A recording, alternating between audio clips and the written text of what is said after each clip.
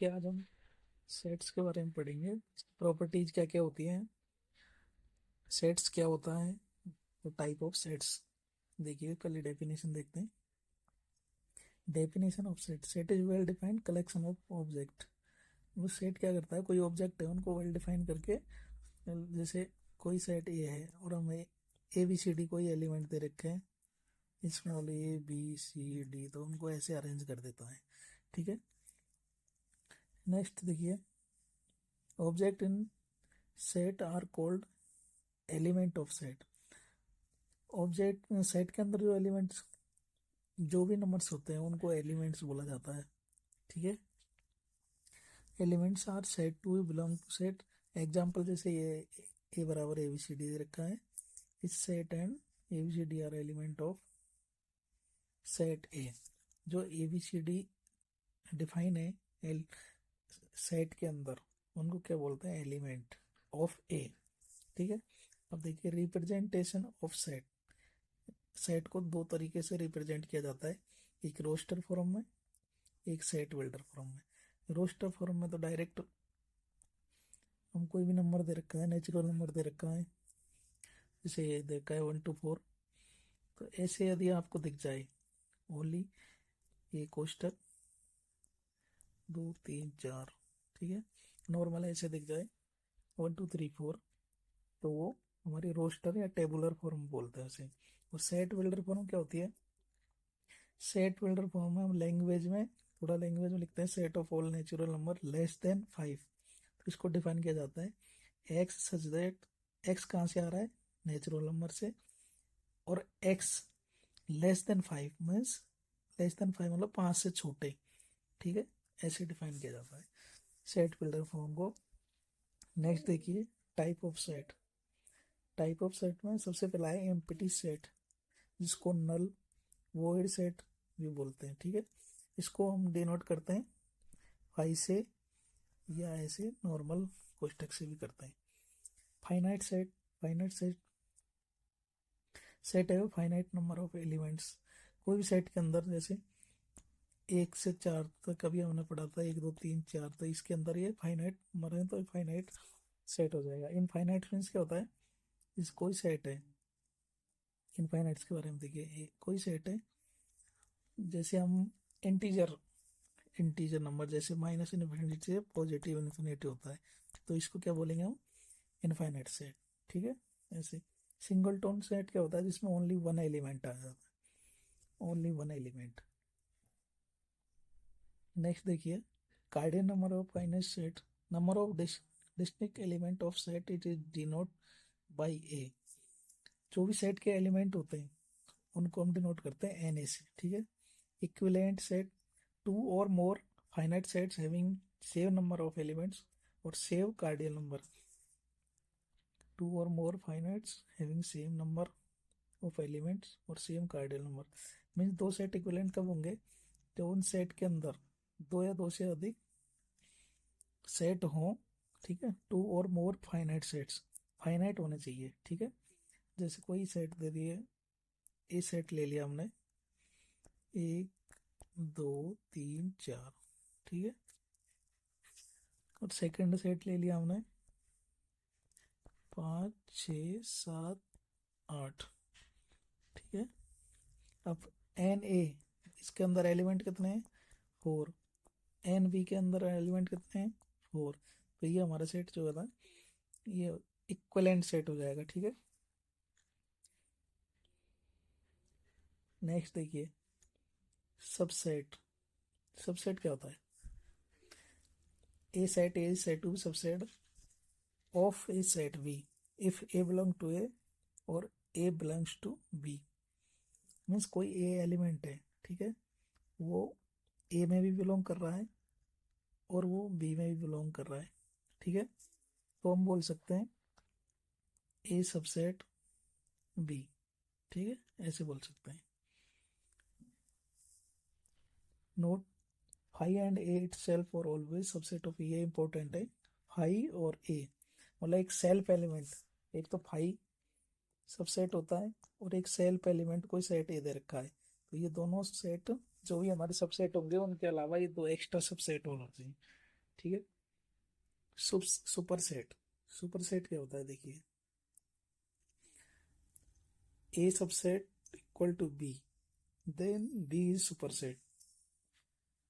जैसे हमारा A B, इसका मतलब है इसमें बी सुपरसेट कहलाएगा, क्योंकि जो बी, जो ए है, ए के एलिमेंट्स बी में पाए गए हैं, ठीक है, ए के एलिमेंट्स बी में पाए गए हैं, इसलिए बी सुपरसेट कहलाएगा। यदि ये ऐसे आ जाए बी सबसेट इक्वल टू ए, तो यहाँ पे बी के एलिमेंट ए में पाए गए हैं, ठीक है, तो ये सुपरसेट हो जाएगा। नेक्स्ट देखिए, proper subset, if A belongs to equal to b but a does not equal to b, then a is proper subset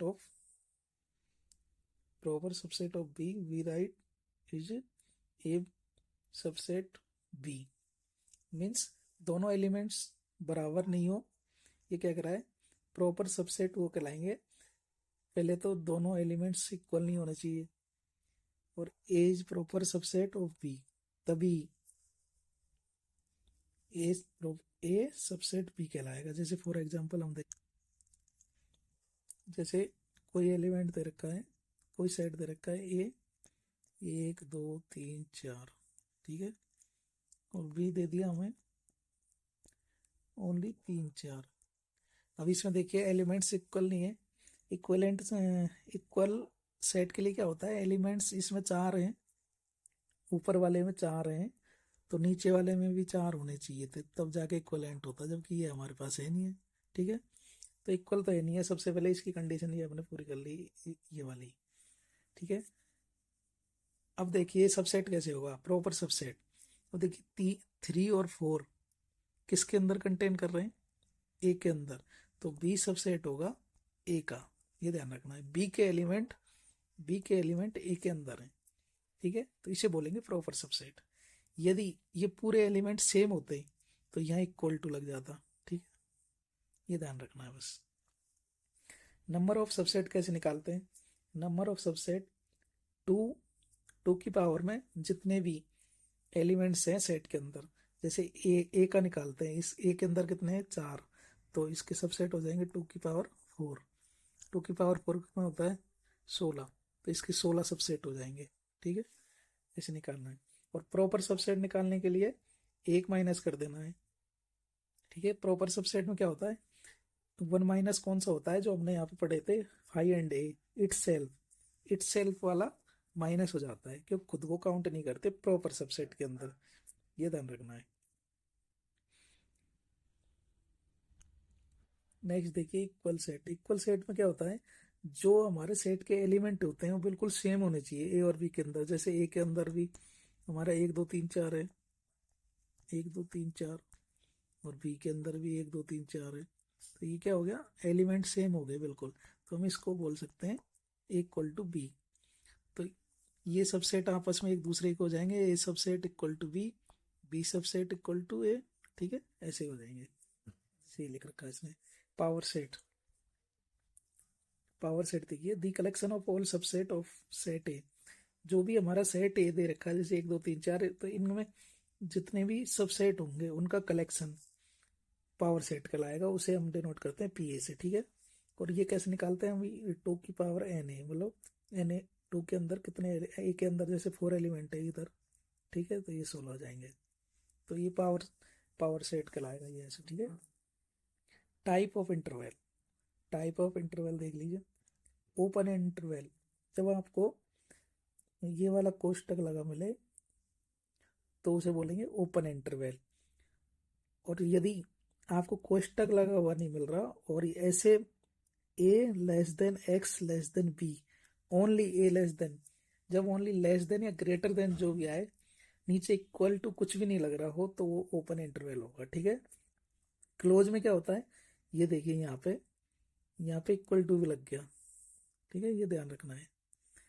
जैसे यहाँ ग्रेटर देन, ये नॉर्मल ओपन में तो क्या होता है, ओपन में तो ओनली ग्रेटर देन या लेस देन दिखेगा आपको, और क्लोज इंटरवल में आपको ग्रेटर देन या लेस देन इक्वल टू दिखेगा साथ में, ठीक है। सेमी ओपन में क्या हो जाएगा, सेमी ओपन में एक साइड से आपको ओपन दिखेगा जिसमें ओनली लेस देन या ग्रेटर देन, जैसे एक साइड से ये ओपन है, एक साइड से क्लोज है।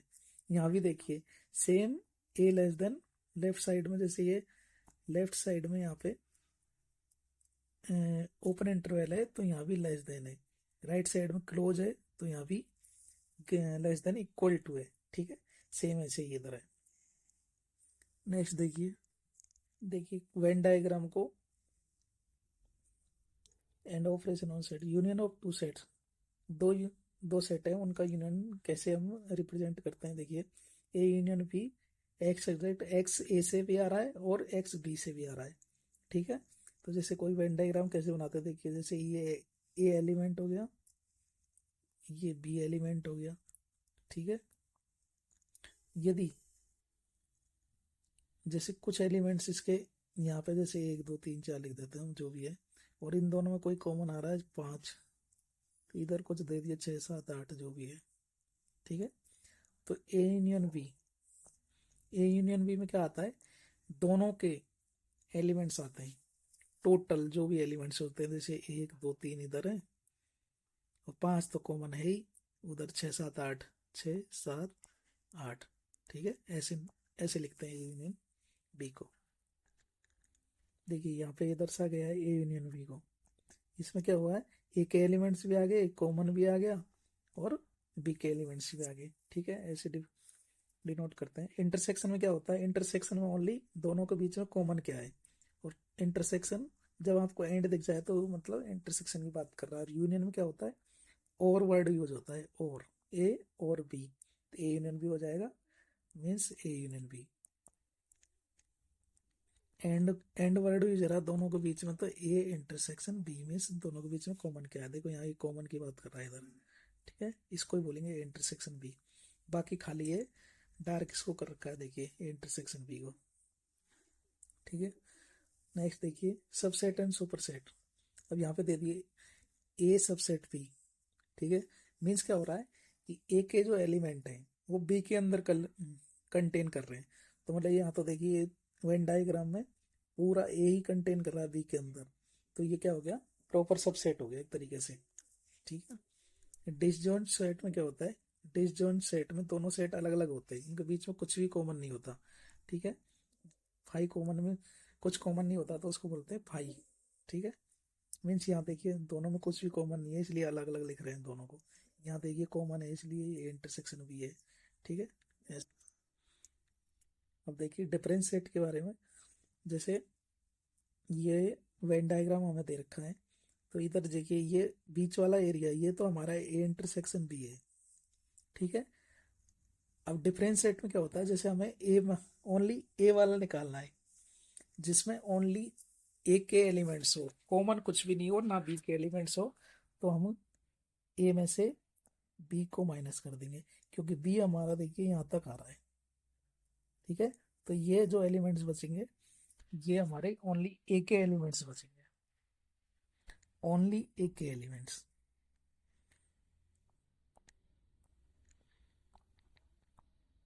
ओनली ए एलिमेंट्स, ठीक है। सेम ऐसे ही यदि बी के निकालने हो, इसको हम डिफरेंस सेट भी बोलते हैं, ठीक है। जैसे बी माइनस ए, ठीक है। इसका मतलब क्या हुआ, एक्स है जो बी से तो आ रहा है लेकिन ए से नहीं आ रहा, ठीक है। एक्स अब यहाँ देखिए, यहाँ जो बी से आ रहा है एक्स, ठीक है, लेकिन ए पूरा हमने साइड कर दिया, मतलब बी माइनस ए, जो ये वाला एरिया होगा इसको बोलेंगे बी माइनस ए, ठीक है। और इधर जो ये वाला एरिया है इसको ए माइनस बी, क्योंकि हमने बी को ए में से पूरा माइनस कर दिया, ठीक है। नेक्स्ट देखिए कॉम्प्लीमेंट्री सेट, कॉम्प्लीमेंट सेट को हम ए डैश से भी डिनोट करते हैं और ए के ऊपर हम थोड़ा हल्का सा सी लगा देते हैं, इसको कॉम्प्लीमेंट। इसका मतलब क्या होता है, इसका मतलब होता है जो ए के एलिमेंट्स नहीं है, मतलब नॉट ए, जो भी हमारे डायग्राम दे रखा है, जैसे ये डायग्राम दे रखा है यू के अंदर में से यदि हम ए वाले सेट को हटा दें तो वो आ जाएगा हमारा ए डैश, मतलब नॉट ए, ठीक है। ए डैश या ए कॉम्प्लीमेंट का मतलब होता है जो ए एलिमेंट्स नहीं है, नॉट ए बोलते हैं इसको, ठीक है, लैंग्वेज में। अब देखिए properties of complement of set. A union A dash, मतलब यहाँ पे क्या बात कर रहा है, ये तो ए भी शामिल कर लिया इसने, और जो बचा कुछ है ये ए डैश है ये भी शामिल कर लिया, तो क्या बनेगा यू, ठीक है। यू मीन्स यूनियन, मतलब जो भी हमारा ऑल सेट है दोनों का यूनियन, कंप्लीट सेट। अब यहाँ देखिए सेकंड में क्या बात कर रहा है, ए इंटरसेक्शन ए डैश। ए ए तो हमारा ये हो गया, ए डैश ये हो गया, ये तो दोनों ही अलग अलग हो गए, तो इनमें कॉमन क्या आएगा, ये तो डिसजॉइंट सेट है एक तरीके से, तो इनमें फाई मीन्स फाई कॉमन आएगा, कॉमन कुछ नहीं आएगा, उसको फाई से डिनोट करते हैं, ठीक है। यदि ए डैश का भी हम कॉम्प्लीमेंट लें तो वो दोबारा ए ही आ जाएगा, ठीक है, जो एलिमेंट्स ए होगा या सेट ए होगा जो भी होगा। डी मॉर्गन लॉ, ये इंपॉर्टेंट है, De Morgan law A union B dash. यदि यहाँ पे ये ध्यान रखना है, जब यहाँ यूनियन है तो यहाँ ये इंटरसेक्शन में चेंज हो जाएगा, और जो ऊपर डैश है दोनों पे डैश लग जाएगा, ये ध्यान रखना है। यहाँ पे जो इंटरसेक्शन है वो इधर यूनियन में चेंज हो जाएगा, डैश दोनों पे लग जाएगा, ऐसे याद रखते हैं डी मॉर्गन लॉ को। नेक्स्ट प्रॉपर्टी, फाई डैश बराबर यू। फाई डैश का मतलब जो कॉमन कुछ नहीं है, कुछ कॉमन नहीं है, मतलब वो पूरा यूनियन की बात कर रहा है। और यू डैश का मतलब नॉट यू, मतलब कोई भी सेट दे रखा है, नॉट यू मतलब फाई, वो दे रखा है तो वो दे ही रखा है, और उसका ये पूछ रहा है कि नॉट यू डैश मतलब उसका कॉम्प्लीमेंट, मतलब मीन्स क्या हो जाएगा फाई। यहाँ देखिए if A subset B then A subset B है तो हम, तो ये ध्यान रखना है उसे हम बी डैश मतलब बी कॉम्प्लीमेंट सबसेट ए ऐसे लिख सकते हैं, ठीक है। Law of algebra of sets, A union phi करें, फाई को किसी के साथ यूनियन करते हैं तो सेम एलिमेंट आएगा, ये ध्यान रखना है। यदि इंटरसेक्शन करते हैं किसी सेट्स को फाई के साथ तो फाई आएगा, ठीक है, क्योंकि वो दोनों डिसजॉइंट हो जाएंगे अलग अलग। ए माइनस बी को ऐसे डिनोट करते हैं, ठीक है, जैसे हमने अभी पढ़ा था, ये ये पढ़ा था, ठीक है। ये हमारा ए सेट था, ये बी था, ये हमारा ए इंटरसेक्शन बी था, ठीक है। अब ये क्या क्या बोल रहा है, ए माइनस बी वाला हमारा कौन सा हिस्सा था, ये वाला, इसको हमने क्या नाम दिया था, ए माइनस बी। ये वाला जो था ये हमारा ए माइनस बी, क्योंकि हमने बी को हटा दिया, और इधर वाला क्या था, बी माइनस ए, ठीक है। अब ये बोल रहा है कि ए माइनस बी को, ये बोल रहा है ए इंटरसेक्शन बी डैश हम लिख सकते हैं, देखिए बिल्कुल लिख सकते हैं, क्योंकि ए माइनस बी हमारा ये वाला हिस्सा है, तो इसको मीन्स क्या बात कर रहा है, तो ए डैश ए, ये तो ये पूरा हो गया कंप्लीट, और बी नॉट बी मतलब, तो नॉट बी मतलब नॉट बी भी यही है, ठीक है, नॉट बी मतलब बी को हटा दिया, तो इसको ऐसे डिनोट कर सकते हैं। या फिर ए में से माइनस कर दिया हमने ए इंटरसेक्शन बी को, इसको ये वाले हिस्से को माइनस कर दिया, तो उसको हम ए माइनस बी बोलेंगे, ठीक है, ऐसे। नेक्स्ट कम्यूटेटिवली लॉज, कम्यूटेटिव में क्या होता है, कम्यूटेटिव में ए यूनियन बी दोनों इंटरचेंज हो जाते हैं, यदि उनको इंटरचेंज करके लिख सकते हैं तो कम्यूटेटिव लॉ को फॉलो कर रहे हैं। जैसे यूनियन में भी ये फॉलो कर रहा है, ए इंटरसेक्शन बी बराबर बी इंटरसेक्शन ए, दोनों सेट से एक्सचेंज हो जाते हैं। एसोसिएट में 3 एलिमेंट्स होते हैं ए बी सी, जिसमें से पहले, जैसे पहले ये 2 पे लगा रखा है इन्होंने, यूनियन फर्स्ट 2 पे, फिर यहाँ लास्ट 2 पे लगा दिया, ठीक है, जैसे ये देखिए। सेम ऐसे इंटरसेक्शन में भी लिख सकते हैं, फर्स्ट 2 पे इंटरसेक्शन लगा दिया, तीसरे को लास्ट में लगा, यहाँ पे लास्ट 2 पे इंटरसेक्शन लगा दिया, यहाँ फर्स्ट को रख दिया, ठीक है। ऐसे डिस्ट्रीब्यूशन लॉ में क्या होता है, जो ए इंटरसेक्शन है ये अंदर जब मल्टीप्लाई होगा एक तरीके से, तो बीच वाला जो ये यूनियन है ये तो दोनों के बीच में आ जाएगा, ए इंटरसेक्शन बी ये हो गया, ए के साथ बी के साथ में, ए सी के साथ में हो गया, और बीच में ये यूनियन आ गया। सेम ऐसे ही इसमें करना है, ठीक है, ये याद रखना है आपको। A subset B then A intersection B बराबर ए, ठीक है, ए यूनियन बी बराबर बी, ठीक है। ये कैसे आया? इफ ए सबसेट बी, मतलब ए के एलिमेंट्स बी के अंदर कंटेन कर रहे हैं, ठीक है, ए के एलिमेंट्स बी के अंदर कंटेन कर रहे हैं, तो उनके बीच में जो कॉमन आएगा वो ए ही तो आएगा, क्योंकि ए के एलिमेंट्स बी के अंदर हैं। तो मतलब ए सबसेट है तो कॉमन जो एलिमेंट्स हो गए पूरा सेट ए ही हो गया, मतलब एक ही बात कर रहा है वो। और ए यूनियन बी की, ए यूनियन बी बराबर बी, बी क्यों बोल रहा है? क्योंकि जो ए के एलिमेंट्स हो तो ऑलरेडी बी के अंदर है, तो ये ए यूनियन बी करेंगे तो बी आएगा, ठीक है।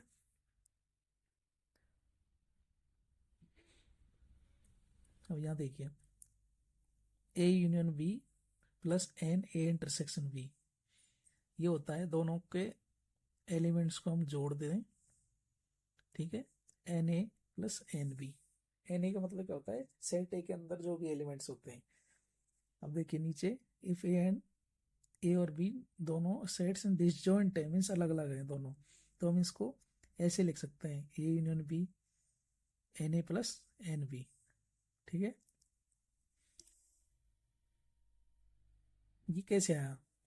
दोनों सेट डिसजॉइंट हैं तो हमारा ए इंटरसेक्शन जो बी होगा वो जीरो हो जाएगा, ठीक है, मतलब फाइव आता है, फाइव का मतलब कॉमन कुछ भी नहीं है, जीरो है। और हमारा जो फॉर्मूला होता है ए यूनियन बी का, वो क्या होता है? N, n A plus n B minus n A intersection B. ये तो हमारा जीरो हो गया, ठीक है, बचे ये दोनों, तो ये यहाँ पे मेंशन कर रखा है इन्होंने, ठीक है। यदि तीन एलिमेंट्स हो और हमें तीन एलिमेंट्स के बारे में एक दूसरे का वैल्यू दे रखी हो और हमें इनमें से कुछ भी निकालना हो तो इस फॉर्मूले से निकाल सकते हैं। जैसे A union B union C को हम ओपन कर सकते हैं, n A plus n B plus n C minus, मतलब पहले तो तीनों को जोड़ दो, तीनों को एलिमेंट्स को, और जो इंटरसेक्शन वाले हैं उनको माइनस कर दो, और लास्ट में तीनों को एक साथ इंटरसेक्शन को प्लस कर दो। ये ध्यान रखना है, याद कर लेना, ये क्वेश्चन में यूज होंगे, ठीक है। देखिए तीन क्वेश्चन है, 21 क्वेश्चन दे रखा है, कोई सेट ए हमें दे रखा है, ठीक है, सेट ए दे रखा है और बी दे रखा है, दो अलग अलग सेट है। जैसे ए सेट में तो 1 से 4 तक एलिमेंट्स हैं, बी के अंदर क्या बोल रहा है कि एक्स है जो नेचुरल नंबर, मतलब ये तो हमें दे दिया एक तरीके से रोस्टर फॉर्म में, ये दे दिया सेट बिल्डर फॉर्म में, ठीक है। ऐसे ऑब्जेक्टिव नंबर, ऑब्जेक्टिव क्वेश्चन भी आते हैं कि ये सेट कौन सी फॉर्म में है, रोस्टर में है, सेट बिल्डर फॉर्म में है, टेबुलर में है, ठीक है। ए सेट हमें 1 से 4 तक दे रखा है, बी में क्या बोल रहा है? बी सेट को हम यदि रोस्टर फॉर्म में लिखेंगे, बी बी बोल रहा है जो एक्स है वो नेचुरल नंबर से तो आ रहा है, लेकिन वो 5 और 7 के बीच में कंटेन कर रहा है। जैसे कोई इक्वल टू है तो 5 भी होगा उसके अंदर, 6 भी होगा और 7 भी होगा, ये हमारा बी है, और ए हमारा ये दे रखा है। अब ये बोल रहा है क्या ये डिसजॉइंट है? जस्टिफाई करो।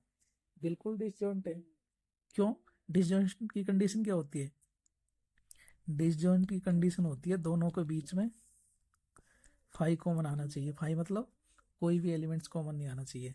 यहाँ देखिए 1 2 3 4 अलग एलिमेंट है, यहाँ 5 6 7 अलग अलग एलिमेंट है, तो हम बोल सकते हैं set A and B are disjoint, ठीक है। 22 क्वेश्चन में देखिए, 22 और 23 में जो बोल रहा है, क्या बोल रहा है? शेड जो रीजन है उसको रिप्रेजेंट करना है, ठीक है। अब शेड रीजन हमारा ये वाला है, इधर वाला, ये बीच वाला वो, एक तो ये शेड है, एक ये शेड है, ठीक है। मैंने अभी बताया था ये वाला शेड है, इसमें से हम क्या कर दिया, ये बी हटा दिया, तो इधर क्या बचेगा? ये बचेगा ए माइनस बी, और इसमें से इस ए को हटा दिया पूरे को, तो इधर वाला बचेगा बी माइनस ए, ठीक है। अब ये शेड ओनली शेड रीजन की बात कर रहा है, इंटरसेक्शन को हमको, ये बीच वाला जो है इसको हम इंटरसेक्शन बोलेंगे, ए इंटरसेक्शन बी, मतलब दोनों के बीच का है, लेकिन ये हमें शेड में नहीं है, ध्यान रखना, ये वो ब्लैंक दिख रहा है, वाइट दिख रहा है हम लोगों को, तो इसको हमें लेना ही नहीं है। तो हमारे दो एरिया हो गए, ए माइनस बी और बी माइनस ए, तो उनको हम कैसे लिख सकते हैं? रिप्रेजेंट करना है हमको, A minus B union B minus A, दोनों को एक साथ ऐसे लिख सकते हैं। ठीक है, ये आंसर होगा इसका। 23 में क्या है, 23 में शेड देखिए क्या बोल रहा है। यहाँ पे इन्होंने क्या कर रखा है,